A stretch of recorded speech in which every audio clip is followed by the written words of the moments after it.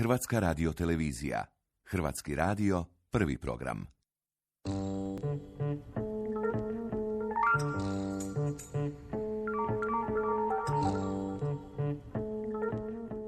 Susret u dijalogu.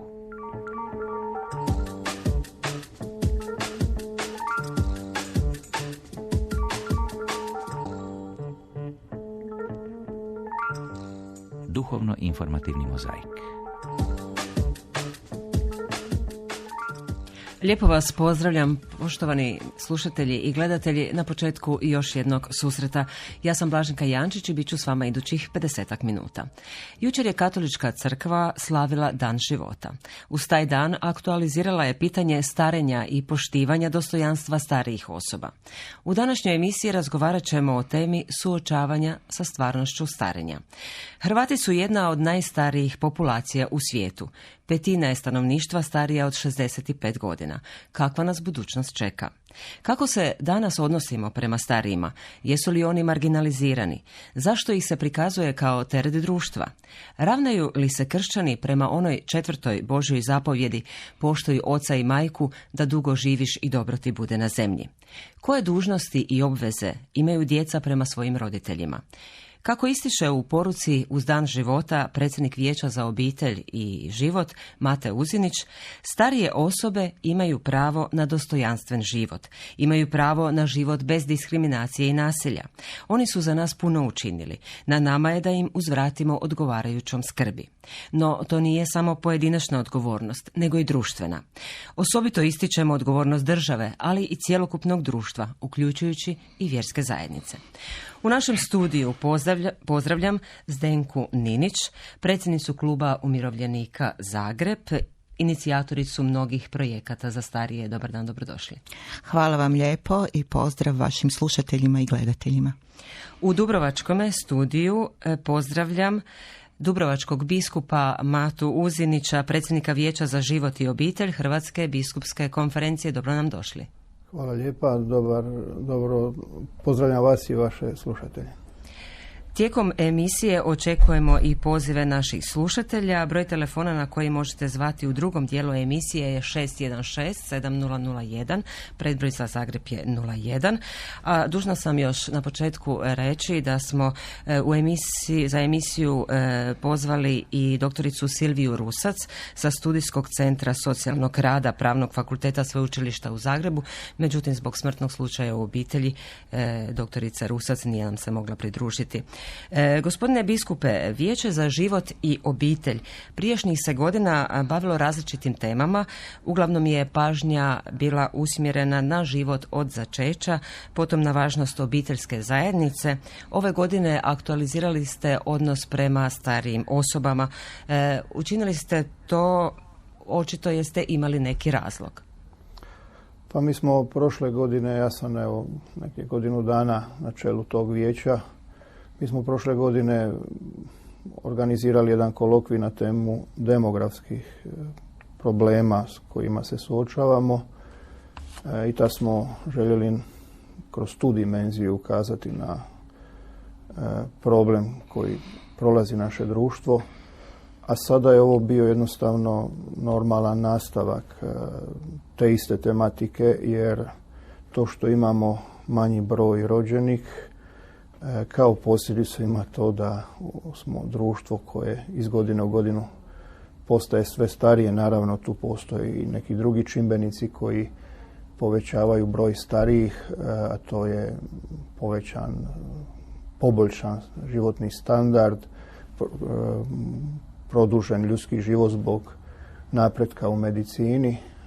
Dakle, svi ti razlozi čine to da smo društvo koje, vi ste već spomenuli, jedno od najstarijih društava u Europi i na svijetu. Mi smo, ja mislim, na 10. mjestu po starosti, što onda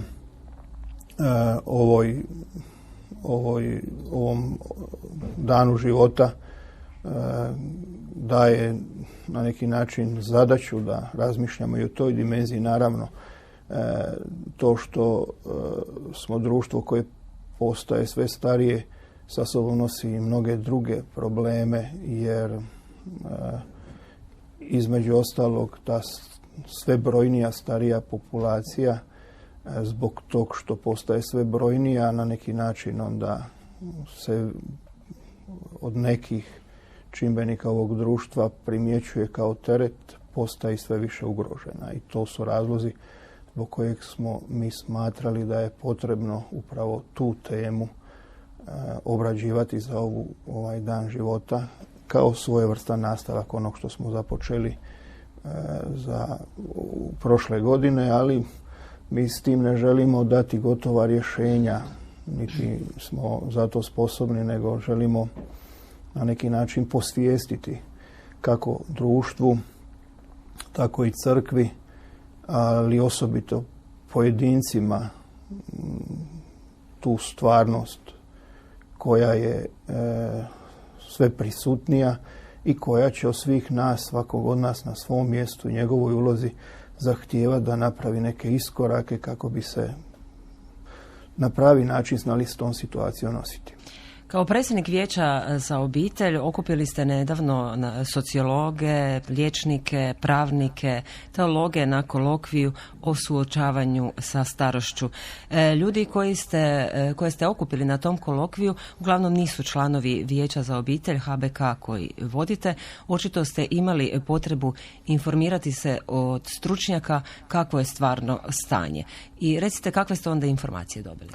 Uglavnom smo dobili one informacije, potvrdili su zapravo ono što smo mi sami već primijetili, a to je da postajemo sve starije društvo, što onda od nas zahtijeva da se s tom činjenicom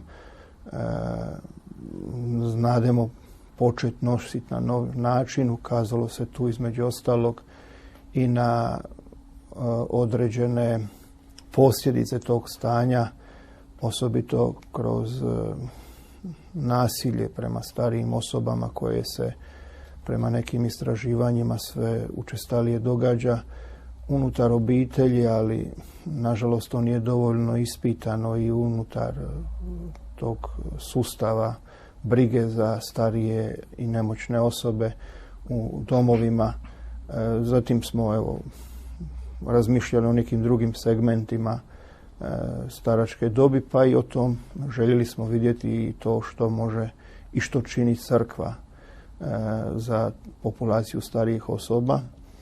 Željeli smo, nažalost nije mogao biti među nama, osobito vidjeti na koji način se s tom problematikom suočava udruga Kap dobrote i Pater Cvek, koji nije bio zbog zdravstvenih problema s nama.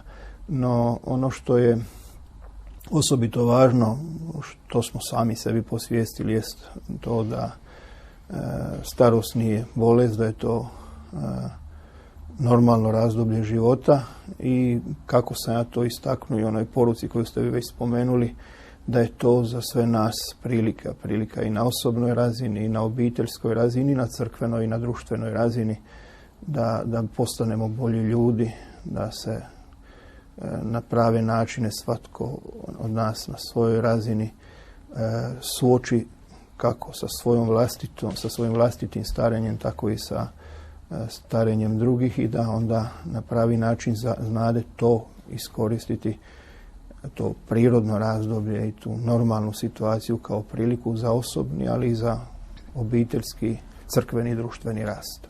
Gospođo Ninić, na konferenciji za novinare koja je održana nakon kolokvija o kojem smo sada govorili, upozorili ste na nasilje prema starijim osobama. Doktorica Rusac provela je neko istraživanje, vi ste te podatke koristili dalje u svojemu radu. Ukazali ste da javnost zapravo nije dovoljno upoznata s tim problemom. Točno. Naime, kada se govori o nasilju, tada se uglavnom kao žrtve spominju žene i djeca. Zahvaljujući ženskim udrugama koje su zaista odradile veliki posao. No o starim osobama kao žrtvama nasilja o tome društvo šuti. I upravo je vrijedno to istraživanje doktorice Rusac, koje nažalost sada nema s nama, koje ona provela 2008. godine, dakle o nasilju nad starima u gradu Zagrebu. I tim istraživanjem je potvrdila da nasilje nad starima postoji, da se ono događa jednako u obitelji i to nažalost dolazi od najbližih srodnika, znači sina, kćerke, zeta, snahe. I naravno da se to nasilje također događa i u javnim ustanovama, u domovima umirovljenika, u socijalno-zdravstvenim ustanovama i slično. Ono se pojavljuje u svim oblicima, najčešće to psihičko, kada se stariju osobu naziva pogrdnim imenima, prijeti joj se da će ostati ostavljena i sama, zaključavaju se u sobu, ili fizičko nasilje, kada ju se čupa, udara, podmeće noga.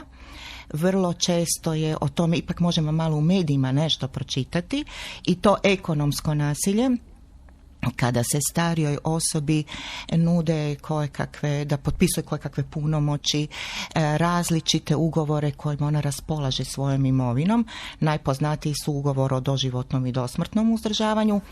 Isto tako, obitelj vrlo često uzima bankovnu karticu starije osobe i starija osoba moli da joj se donese 200 kuna od mirovine i tako.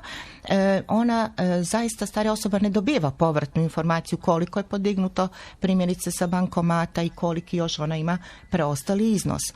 Nažalost, ovo istraživanje doktorice Rusac je potvrdilo da postoji seksualno nasilje nad starijim osobama, nažalost. Isto tako, postoji jedan poseban oblik nasilja, posebice za starije osobe, a to je zanemarivanje. I naravno, postoji li institucija, osoba, kome se takve osobe mogu obratiti za pomoć? Nažalost, sada se mogu prijaviti, evo, upravo bi sada i to htjela naglasiti da naši slušatelji i gledatelji to čuju, samo nadležnoj policijskoj postaji. Mi smo u klubu umirovljenika Zagreb otvorili također telefon na koji se može prijaviti nasilje, i isto tako Sindikat umirovljenika Grada Zagreba ima otvoren telefon na koji se može prijaviti to nasilje. Naime, društvo nije još uvijek odgovorilo na taj problem nasilja i diskriminacije nad starijima. Izostala je ta nekakva politička volja da se kao zaštitni mehanizam za starije osobe uvede pravobranitelj za starije. To tim više jer sve ostale rizične skupine imaju pravobranitelja. Tako osobe s invaliditetom imaju svog pravobranitelja. Djeca, za ravnopravnost spolova je uveden taj institut. Međutim, evo, za starije osobe još uvijek nema te volje, a da ne kažem da s obzirom na postotak, udio starijih osoba u ukupnoj populaciji Republike Hrvatske, dakle govorimo o starijima od 65 godina, koji je po posljednjem popisu 2011. pučanstva iznosio 17,7, a sada po profesoru Živiću, našem demografu, iznosi već 18,6. Dakle, već je zapravo došlo i nekako vrijeme, to je toliko jedna aktualna situacija, društvo treba odgovoriti na izazove koje donosi to starenje, da bi već zapravo bilo i potrebno osnovati Vladin ured za starije osobe, koji bi tada putem povjerenika na lokalnoj razini doista mogao starije osobe očuvati od nasilja i diskriminacije. Isto tako mi nemamo jedan besplatni SOS telefon na nacionalnoj razini gdje bi se moglo prijaviti nasilje. To bi najlogičnije bilo da je takav jedan besplatni telefon u sustavu socijalne skrbi, jer i onako djelatnici centara za socijalnu skrb imaju svoje dežurstva. Mi nemamo savjetovalište, mi nemamo sklonište. Kad starija osoba doživi nasilje od najbližeg srodnika, mi nemamo odgovor gdje ju smjestiti. Jer žrtva nasilja mora biti hitno izmještena, njoj mora biti hitno pružena zdravstvena skrb i naravno besplatna pravna pomoć. Mi u nacionalnim dokumentima uopće nemamo izgrađene smjernice kako postupati prema starijoj osobi kad je ona žrtva nasilja. Unatoč tome što imamo i nacionalnu strategiju zaštite od nasilja u obitelji i protokol o postupanju u slučaju nasilja u obitelji. Gospodine biskupe, evo i na tom kolokviju koji ste organizirali, vjerojatno ste čuli mnoge inicijative. Biste li se evo složili s gospođom Ninić da je potrebno osnovati institut pravobranitelja za starije? Da, ja mislim da je to jedna od stvari koja bi poboljšala situaciju i ona je ukazala kroz spominjanje samih brojeva, ali i činjenicu ugroženosti brojnih starijih osoba, da je takva institucija neophodna. I draga mi je ova njezino spominjanje nekakvog ureda za starije osobe koji bi također mogao se na jedan kvalitetniji način nositi sa ovom problematikom. Ono nije tu samo pitanje nasilja, nego je tu pitanje općenito održanja sustava. Mi smo sve više u situaciji da će broj osoba starije životne dobi iznad 65 godina biti brojniji nego li onih do 14 godina života. Što je onda jednostavno put prema svojevrsnoj propasti, prema urušavanju i mirovinskog i zdravstvenog sustava, jer će starije osobe za njih će trebati izdvajati puno više, bit će ih puno više, a onih koji su radno sposobni, koji rade, će biti sve manje i manje. Tako da je to problem s kojim ćemo se sigurno suočiti. Društvo treba na vrijeme suočiti. Ako se ne suočimo, bojim se da ćemo upasti u veliku kriznu situaciju. Naravno, mislim da se s tim problemom treba nositi, polako suočavati, za taj problem pripremati i sama crkva.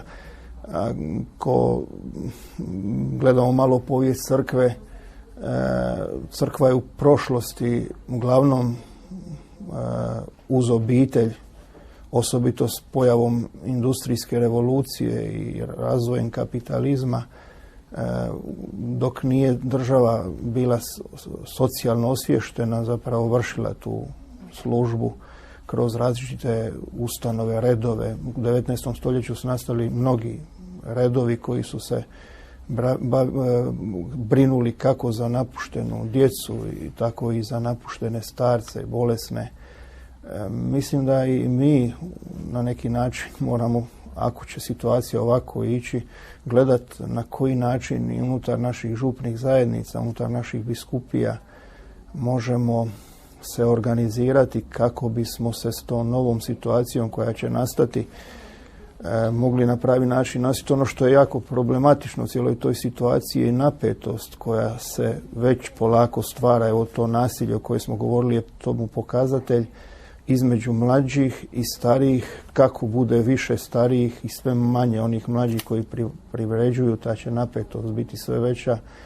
Tako da mi u crkvi bismo trebali osobito brinuti kako dalje povezivati ljude.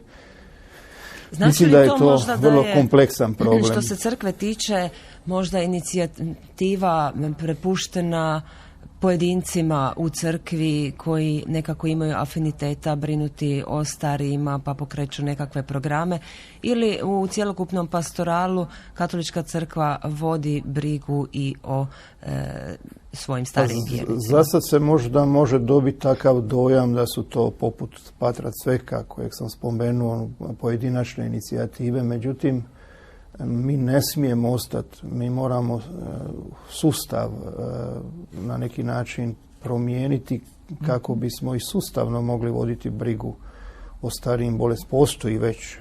Postoje i domovi za naše svećenike u kojima se mi brinemo na dostojanstven način za svoje starije sigurno, članove. Koliko mi je poznato i Caritas osniva Caritas domove za stare, evo jedan takav je i u Vrbovcu. Da, Caritas vrši također važnu ulogu, no ja mislim, negdje sam čitao kao nekakvu ideju koja mi se učinila dobrom, da bismo mi trebali u našim župama možda polako pripremati njegovateljice koje bi mogle obilaziti stare i bolesne unutar naših župnih zajednica, ali i povezivati članove naših zajednica. Dakle, mi sa 65 godina ne prestajemo biti radno sposobni. Mnogi naši umirovljeni članovi naših zajednica su itekako još vitalni, a sa starenjem se na neki način polako vraćaju svojoj vjeri. Tako da mi zapravo u tim starijim osobama unutar naših župnih zajednica imamo velik potencijal koji bi kroz određene sate volontiranja onima koji su nemoćni itekako mogao promijeniti taj naš odnos prema starijim i bolesnim. Nije uvijek u pitanju novac, puno puta je starijim osobama potreba netko s kim će razgovarati. Ja obilazim redovito za Božić naše domove umirovljenika ovdje na području grada Dubrovnika i uvijek mi je drago primijetiti da unutar tog sustava doma postoje i neke starije osobe koje su dosta vitalne i koje pomažu drugim članovima doma koji su u lošijem stanju. Dakle, ne samo da to čine medicinske sestre, njegovateljice i drugo osoblje doma, nego i oni međusobno se pomažu. Evo, to što se u tom malom krugu događa, mislim da bismo mi kroz pravi pristup toj problematici itekako mogli primijeniti na naše župne zajednice. Meni je drago ono što ovdje također primjećujem na području Dubrovnika, a to je doduše inicijativa koja traje samo 72 sata, ali pokazuje način na koji se nešto može napraviti. To je inicijativa 72 sata bez kompromisa, kad iz našeg vijeća za mlade naši mladi budu poslani u neke obitelji, staračka domaćinstva, ali i druga domaćinstva gdje se osjeća potreba, da im pomognu, da s njima razgovaraju, da im počiste kuću, očiste, operu. Evo, mislim da je to ono na što nam otvara puno mogućnosti, a da nije dovoljno u nas iskorišteno. Sigurno je da treba tražiti načine i mogućnosti. Možda se onda ne bi događali ovakvi slučajevi kao što smo imali prije koji dan, da je 3 ljudi tragično završilo u Vinkovcima svoj život, a da niti jedna vjerska zajednica, pa očito nijedna državna institucija nije uočila problem s kojim su te osobe živjeli. To je žalostan primjer i zato osobito važnu ulogu imaju župni Caritasi, ali i jako važni su oni naši božićni posjeti obiteljima. Tad se može na pravi način detektirati problem i onda ne ostati na tom da se samo uočio problem, nego nakon toga bi trebalo pokušati nešto napraviti da se situacija ljudi za koje smo vidjeli da su u teškom stanju promijeni. Evo, zato ja pozivam svećenike kad obilaze u božićnom blagoslovu obitelji da nastoje primijetiti, doista otkriti pravo stanje mnogih stanovnika unutar svojih župnih zajednica i da sa svoje strane onda kroz različite institucije unutar župne zajednice, Caritas, ali pastoralno vijeće, različite grupe kao što su skupina za mlade i druge, ima puno mogućnosti, samo je potrebno nešto napraviti da se stvari pokrenu. Gospođa Ninić. Evo, ja sam vezano uz ovaj tragični događaj u Vinkovcima samo htjela nadopuniti oca biskupa da je i u Saboru tražena stanka povodom te tragedije i da je saborski zastupnik gospodin Kažimir Varda uputio apel javnosti s pozivom da zaista postanemo bolji ljudi. No, ono što posebno još karakterizira položaj starijih osoba u našem društvu, to je da u ukupnoj populaciji 65+, njih 26% živi u riziku siromaštva. To je vrlo alarmantna brojka. S druge strane, starije osobe su neprekidno izložene promjenama sustava koje su izrazito važne za njih. Kako se mijenjaju ministri i ministrice, tako se i mijenja sustav socijalne, odnosno zdravstvene skrbi. To izaziva jednu veliku nesigurnost kod starije osobe. Ona gubi povjerenje u javne institucije, u državne institucije, ona se izolira iz društva, osamljuje se, ne sudjeluje više u demokratskim procesima. Ne uključuje se u rad udruga koje programski djeluju u korist tih starih osoba, primjerice Matice umirovljenika, Sindikata umirovljenika ili župnih vijeća dolje u svoju koja su se formirala u župu. Dakle, osamljuju se. I takve naravno da su izrazite mete zlostavljačima. I gube na neki način i svoju imovinu i svoje prihode. Jer starija osoba kad je osamljena, ona zapravo lako potpada pod utjecaj nekakvog razgovora i nekakvih ponuda i tome slično. Dakle, o svemu tome treba voditi brigu. Starije osobe bi neprekidno trebalo, ali i društvenu zajednicu upozoravati kroz kampanje, kroz okrugle stolove. I sada, evo, Klub umirovljenika od prošle godine, od travnja, vodi jednu kampanju Stop nasilju nad starijim osobama pod visokim pokroviteljstvom predsjednice Republike gospođe Grabar-Kitarović i pod pokroviteljstvom gradonačelnika grada Zagreba gospodina Milana Bandića. I tom kampanjom mi upravo želimo senzibilizirati javnost da nasilje nad starijima postoji, da se ono događa. Želimo educirati javnost da prepozna sve oblike nasilja i potaknuti javnost da prijavljuje nasilje. Vi ćete se tom kampanjom Stop nasilju zapravo pridružiti i Age platformi evropskoj, jednoj inicijativi koja želi skrenuti pažnju upravo na brigu prema starijim osobama. I na pojavu nasilja, posebice Age platforma koja okuplja oko 150 udruga svih zemalja Europske unije koje se bave programima zaštite starijih osoba i u ovoj godini će organizirati takvu jednu konferenciju jer s posebnim naglaskom na nasilje nad starijima u zdravstvenom sustavu, jer to je vrlo jedan nevidljiv oblik nasilja. Znate, mislim, kad vi dođete liječniku pa kažete boli me koljeno, a vi dobijete natrag odgovor je pa kaj i ja sam puno mlađa ili mlađi pa i mene boli koljeno, što biste vi?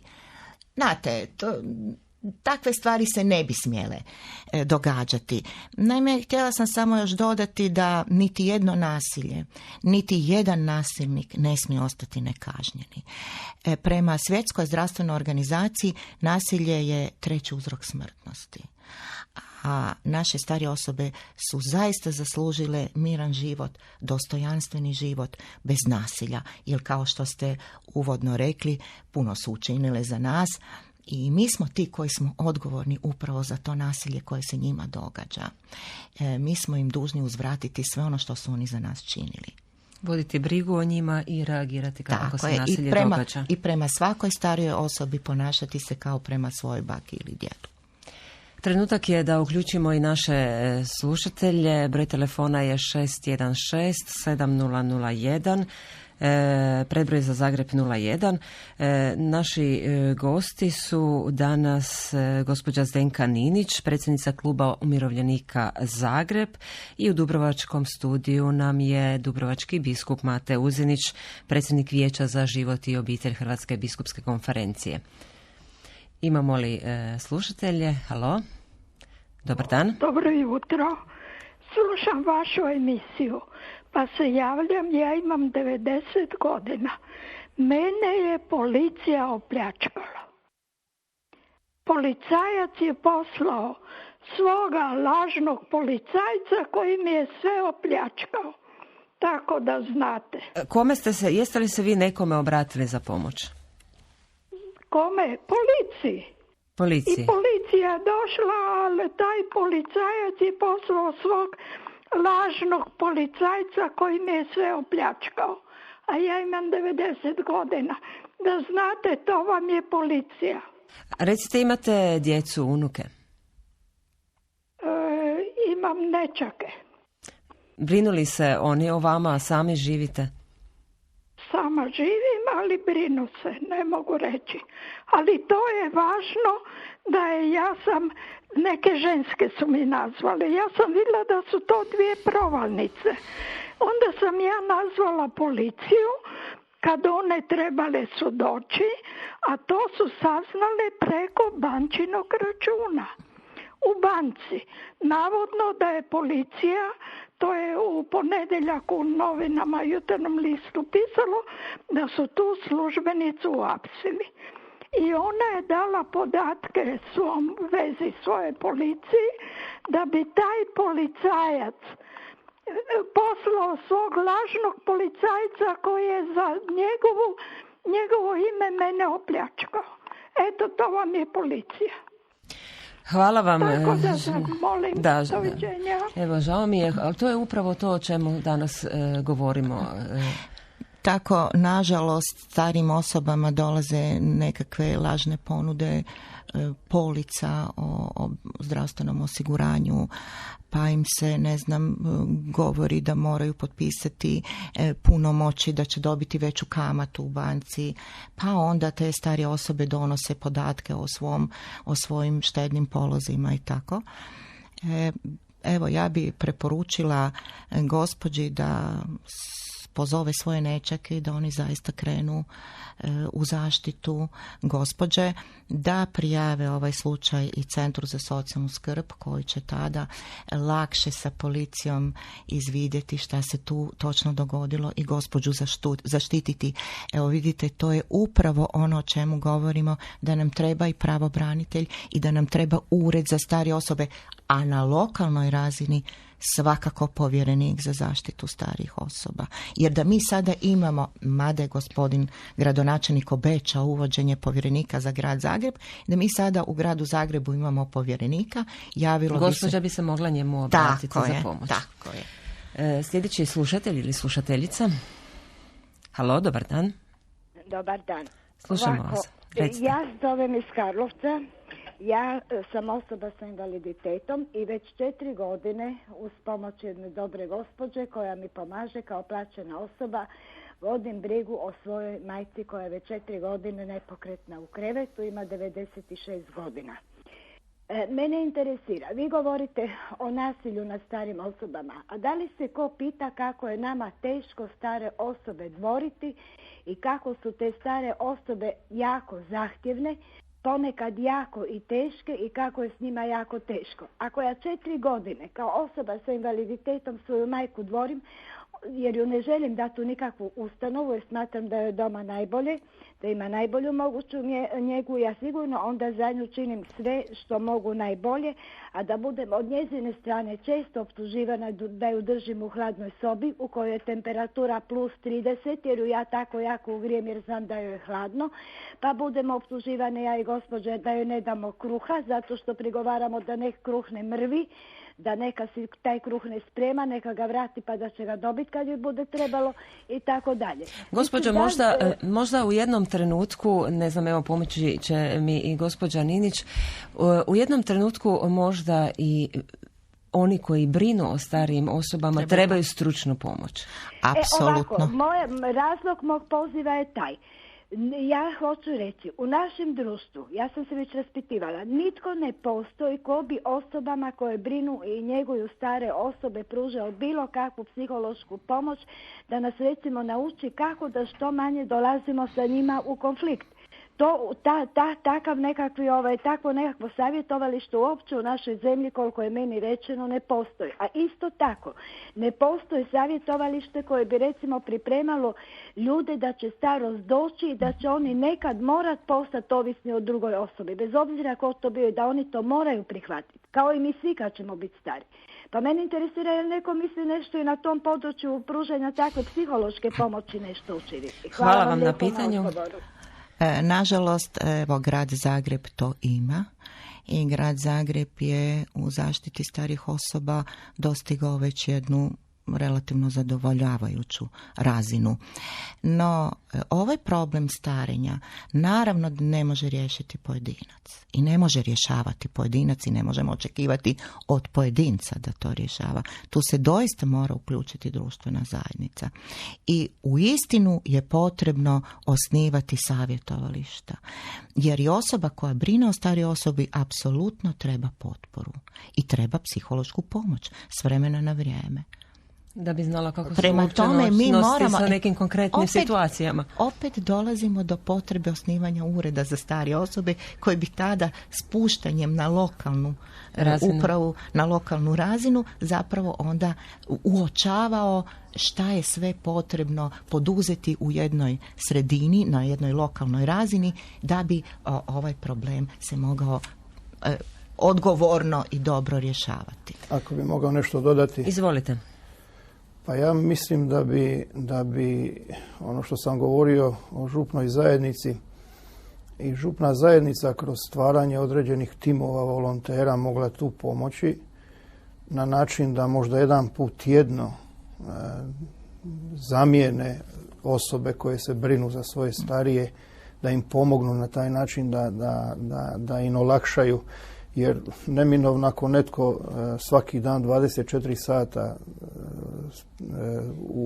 tjedno u susretu brine se za starije osobe, da se može dogoditi izgaranje i da je potrebno da ga netko povremeno zamijeni, da on može i otići negdje i obaviti neke stvari koje su njemu potrebne. Mislim da bi se unutar župnih zajednica na tom planu kroz volontiranje i kroz povezivanje različitih članova župne zajednice, onih koji mogu sa onima koji ne mogu, itekako mogla popraviti situacija. Što se tiče ove situacije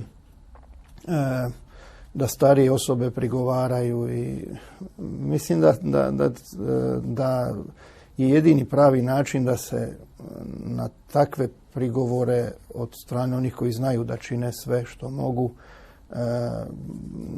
ne daje velika pažnja, da to ne primaju srcu, nego da bez obzira na to nastave činiti ono što mogu, jer uvijek trebamo polaziti iz situacije kad komentiramo ili kad nam netko govori u kakvom je on stanju i situaciji, jer nam ta osoba govori svoje situacije. Ona ne mora biti objektivna i osobito sigurno nije u mnogo slučajeva objektivna. No s druge strane, zbog onog mogućeg nasilja ne smijemo ni prelaziti uvijek preko tih stvari, nego bi se stvari, osobito kad vidimo da stvari nisu onakve kakve bi trebale biti, trebale bi se dodatno ispitati. Tako da je tu vrlo zapravo jedna vrlo osjetljiva situacija koja s jedne strane... Neka su ti prigovori opravdani, neka zbog situacije tih osoba i stvarno i nisu, tako da... Idemo čuti još dalje naše slušatelje. Dobar dan, da li se čujemo? Čujemo se. Hvala lijepo, pozdravljam vas i vaše goste i konačno jedna tema za starije. Ma trebalo bi, znate, prije svega, ova gospođa se javila, Bog je rekao poštuj oca i majku, to je prva zapovjed sa obećanjem da dugo živiš. Ali ove mreže što se nude, jedna me je baka toliko uplašeno rekla neki dan, ona ima 86 godina, ona ima sam taj telefon, njoj ne treba internet. Oni su nju toliko napadali da se ona sad tresla od straha da će njoj uzeti telefon ako ona ne uzme internet. Žena nepismena, 86 godina.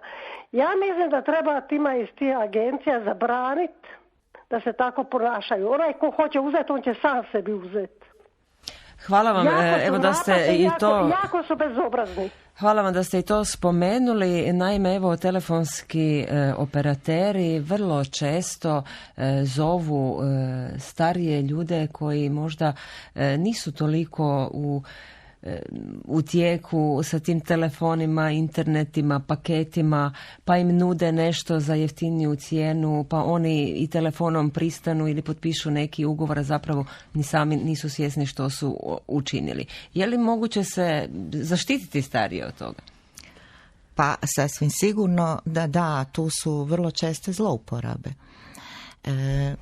Sve veći je broj starijih osoba, vi bi se iznenadili, koje pohađaju tečajeve informatičke pismenosti, informatičke radionice i vrlo lijepo usvajaju osnovne elemente interneta. Koriste se Skype-om kao najjeftinijim oblikom komunikacije. Dakle, upoznati su sa aktualnostima, sa svim informacijama koje im trebaju. Ali evo, taj jedan mehanizam koji će njih štititi kada se prijavi ovakav jedan događaj, to nedostaje u društvu. I o potrebi postavljanja pravobranitelja, dakle uvođenja tog instituta, o tome se već govori od 2007. godine. Pazite, to je već 10 godina kada se o tome govori i svi razlozi postoje da se to konačno uspostavi, ali nema političke volje. Nadamo se da neće još 10 godina proći da dođe ta politička volja. Evo još jedan slušatelj, pa ćemo nastaviti s razgovorom. Dobar dan. Dobar dan. Imam 67 godina, nemam još takvih problema, prosvjetni sam radnik u mirovini. Kad požar se pojavi, normalno da se onda idu svi gasiti. Ovo je dakle požarno stanje, ovo je gašenje, traženje načina kako gasiti požar, a trebalo bi prevencije. Dakle, trebalo bi odgajati, a to se jako puno zanemaruje, za život, za odnose među ljudima, za odnose prema starijima, prema roditeljima, prema djedovima, bakama. Dakle, to je zanemareno i u obrazovanju, i u odgoju, a nerijetko i po obiteljima. Drugo, otac biskup je spomenuo blagoslov obitelji, odnosno stanova, pa bi ja preporučio ocu biskupu da se pobrine on i biskupi drugi, da župnici, pastoralni, dakle svećenici, blagoslovlju stanove duže, a ne recimo 2 pastoralca u 4 dana obiđu 1600 stanova i obitelji. Kakav tu može biti kontakt, kakav može biti pomoć, upoznavanje, razgovor i tako dalje. Evo, hvala lijepa. Hvala vama na javljanju. Evo, gospodine biskupe, možete li odgovoriti? U potpunosti se slažem. Dakle, u potpunosti se slažem sa tim tvrdnjima da tu ne može biti nikakav blagoslov, osobito nikakav kontakt, osobito što mnogi župnici dovedu i druge svećenike koji nemaju veze s tom župnom zajednicom i onda se to na brzinu obiđe. Međutim, malo je problem i sa samim vjernicima koji bi htjeli da sve bude do 3 kralja i onda nekad i sami vjernici tjeraju župnike da se ponašaju na takav način. Možda bi rješenje bilo u tom, posebno kad su tako velike župne zajednice, da se blagoslov ne samo protegne na cijelu godinu, nego da se on protegne i na više godina. Dakle, evo, da može na primjer oko Božića u božićno vrijeme biti jedan svečani susret svećenika, pastoralca s obitelji, a čini mi se da Hvarska biskupija je prakticirala ipak, dobro, to je opet jedna manja biskupija, da župnici obitelji obilaze tijekom cijele godine prema dogovoru i da to bude onda jedan i kvalitetniji susret. To svi mi pozivamo. To mi svi pozivamo, međutim to u praksi nažalost ne funkcionira i teško je. Nije to jedina obveza koju svećenici imaju, znate, ali to je jako važan trenutak, taj susret s obitelji. Ja sam blagosivao obitelji dok sam bio svećenik i nažalost puno puta to nisu obitelji, nego to je jedan ili nijedan član, to je prostor, a to nema veze sa onim što bi taj susret i blagoslov obitelji trebalo biti. U svojoj poruci ste ustvrdili da je obitelj najbolje mjesto za dostojanstvenu starost. Međutim, u mnogim obiteljima je to možda i nemoguće izvesti zbog toga što djeca rade ili su možda negdje iselili i tako dalje. Kako biste vi protumačili onu 4. Božju zapovijed: poštuj oca i majku da dugo živiš i dobro ti bude na zemlji? Ja bih se vratio najprije na ovo što je rekao slušatelj. On je spomenuo taj odgoj za odnose. Njega ne može biti ako mi starije osobe isključimo iz života obitelji. Mislim da negdje sam pročitao da se u Singapuru čak potiče mlađe članove obitelji koji žele živjeti sa starijim članovima obitelji, država im daje određene poticaje. Mislim da bi i u nas država trebala dati nekakve poticaje u tom smislu, jer je to puno jeftinije nego li ih uključivati starije i osobito one koji još mogu se brinuti za sebe u staračke domove i na taj način se brinuti za njih. Mislim da bi onaj dar, ostalo ono što mogu starije osobe dati mlađim članovima i dok su još vitalni, ali i kasnije kad nisu, da je to nešto što se ne smije zanemariti.